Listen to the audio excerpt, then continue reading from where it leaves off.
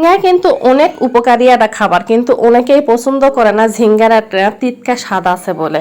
আর এই ঝিঙ্গা খাওয়ার উপকারিতা কিন্তু অনেক, এই ঝিঙ্গা খাওয়ার উপকারিতা জানলে যারা যারা খায় না আজ থেকে তারাও খাবে। ঝিঙ্গা খেলে মাথা ব্যথা দূর হয়, কোষ্ঠকাঠিন্য দূর হবে, গ্যাসের সমস্যা থাকলে সেটাও দূর হবে। সবচেয়ে বড় কথা হলো এই গরমে ঝিঙ্গা খেলে শরীর ঠান্ডা করবে।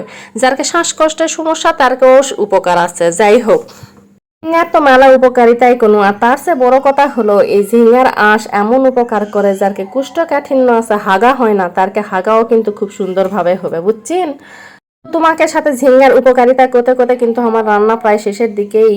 আর এই ঝিঙ্গা যে আমি কেটে কুটে লিয়েছি রান্না করার জন্য, এই ঝিঙ্গা ভালো করে ভাজে ভুজে লিয়ে কষে লিয়ে যদি রান্না করি ঝিঙ্গার থেকে কোনো বাজে গন্ধ আসবে না, আর তরকারিটা যে এতই স্বাদ হবে কি আর কমো।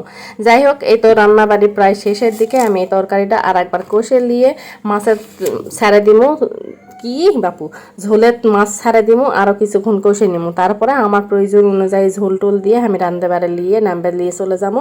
এতে তোমাকে সাথে কথা কথা কথা আমার রান্না তো প্রায় শেষের দিকেই আসিছে। এতক্ষণ ধরে যারা আমার ভিডিও উপভোগ করছেন অসংখ্য ধন্যবাদ। ভালো লাগলে অবশ্যই লাইক কমেন্ট দিয়ে পাশে থাকো।